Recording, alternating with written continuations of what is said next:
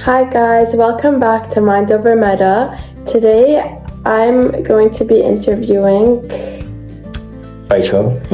and so I started this platform to explore the real stories behind entrepreneurship and not just highlight the reels, but the lessons, the pivots, and the funny or messy moments that shape the whole journey. And as a student, I've always been curious about how ideas turn into something bigger, so I'm so excited to hear about it from someone who's actually done it.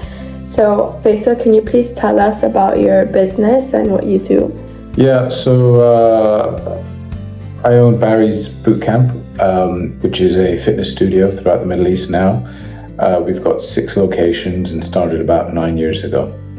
And it's been a pretty interesting journey through starting it, raising the money, COVID, various other challenges, including what we're going through now.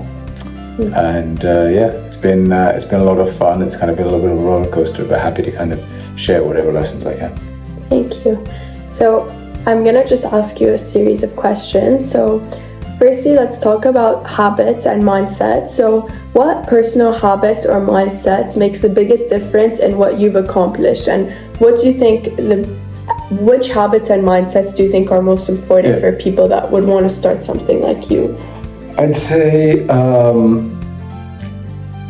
it's not necessarily a rosy path. There's definitely a lot of ups and downs. And so I think related to that, you've got to kind of be very persistent and determined in what you do, and have a lot of discipline in how you go about doing it. Because I think it's very easy to get distracted or discouraged. And also it's important to have the belief in yourself and the belief in the product or business that you're doing. Because if you don't have it, your team, investors, etc. won't have it either. Yeah. And what do you think the biggest what do you think the biggest habit or mindset is that other people should have when wanting to start a business like this? Like, do you think they need to be determined, persistent? Yeah, I think I'd definitely say that. I'd say, if it was easy, everybody would do it. So the way you kind of differentiate yourself is by having that persistence and that determination.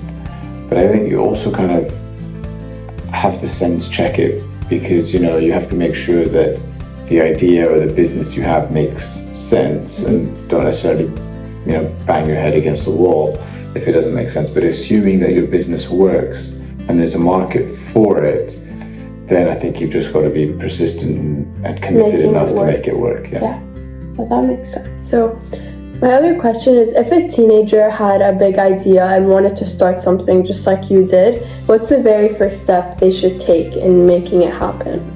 Yeah, good question. I'd say this is not just for teenagers, this is for just people in general. Yeah, I think you meet a lot of people with great ideas, and that's kind of all it is. It just ends up as being a great idea because they never actually do anything about it. So I'd say if you've got a great idea, do something about it. Start a business plan, put a business plan together, look at the feasibility of it, put together a financial model, kind of see if it actually has some legs, and then do something about it. Don't just kind of talk about it or think about it. Yeah, actually put that into it. Exactly. Or it won't ever work. Put it into action. And so if you were to rewind back to your high school or college days, what advice would you give yourself about starting a business or about entrepreneurship that you wish you knew before you started? I'd say this is not just necessarily related to entrepreneurship, but I think it has a big impact on entrepreneurship is just to be intellectually curious. Because entrepreneurship isn't just running a business, it's kind of contributing to society and the world, and there's all sorts of different elements to that, right? You could sell, you could be selling stuff, you could be providing a service, but I think the common thing is to have some intellectual curiosity, and to be able to see an opportunity, to be interested in something, and then see how you can create a business. Create out of it, yeah. And people often only see the good parts and the highlights of businesses. What's one failure or a time where it shaped you into the person or business owner you are today? I mean, I wouldn't say there's necessarily one thing. Yeah, I think I'd say probably like maybe COVID times. Yeah, COVID. I'd say as a challenge, I'd say, you know, when we set this business up, you know, getting investors, getting money, you know, there wasn't really anything kind of like that here in terms of the scale that we were thinking about doing it. I'd say, you know, it was kind of, the lessons were really kind of just kind of keep moving, have that conviction in the decision that you've made and keep going forwards with it. And I think, you know, we all kind of make mistakes or have lessons along the way, but I think it's important to kind of not let those define you. So even if you've made a decision, sometimes there's decisions you can fix, and, you know, obviously if you can, and then you do that. But if you can't, then it's on you to just kind of make the best out of that decision. And like adapt to the situation. And adapt to it, yeah, I'd kind of say. So I'd say, yeah, it's just kind of constantly being in motion, evolving, kind of making like pivoting around the like failures, like, because that's what shapes the success. Yeah, absolutely. Another question that I had is, as we know, like the world is moving so fast and AI is taking a big part of the world.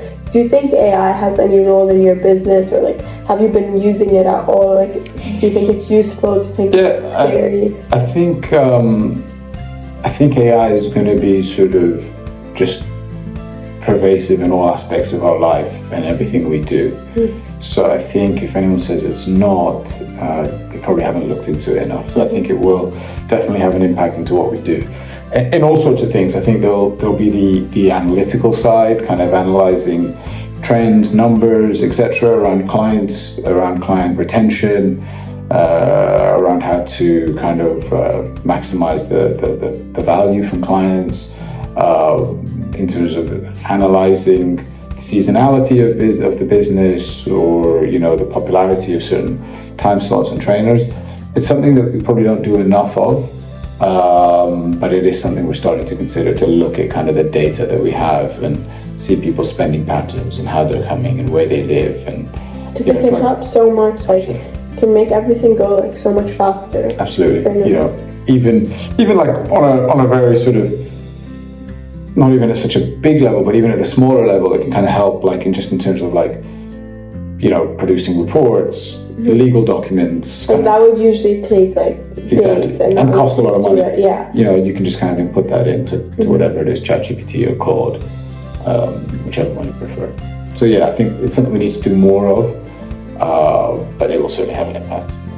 And so lastly, if there's a student that is thinking of going into this field and wants to start a business like you did, what's one piece of advice that you would give them? You need pretty thick skin to do something like this. It kind of seems glamorous, but there's a tremendous amount of responsibility. It's only glamorous once you get to the... Yeah, and even then it kind of has its, you know, I mean, I wouldn't say I'm there, but it does have its challenges, right? Because, you know, it's not something you can switch off from. And it's something that is extremely personal, that you take, you know, personally, both in the good and bad times. And so I'd say they kind of need to have thick skin to keep going, thick skin to kind of take some of the criticism they may get, thick skin to kind of, you know, to kind of deal with the ups and downs and not let it affect you or shake your confidence too much. Okay, well, thank you so much for sharing your story. I really appreciated all your insights. Pleasure. And your perspective will definitely inspire a lot of students who are just starting to explore their ideas and ambitions. Absolutely, I think it's great what you're doing, and I'm very happy to be here. Thank you. Thanks, Kenton.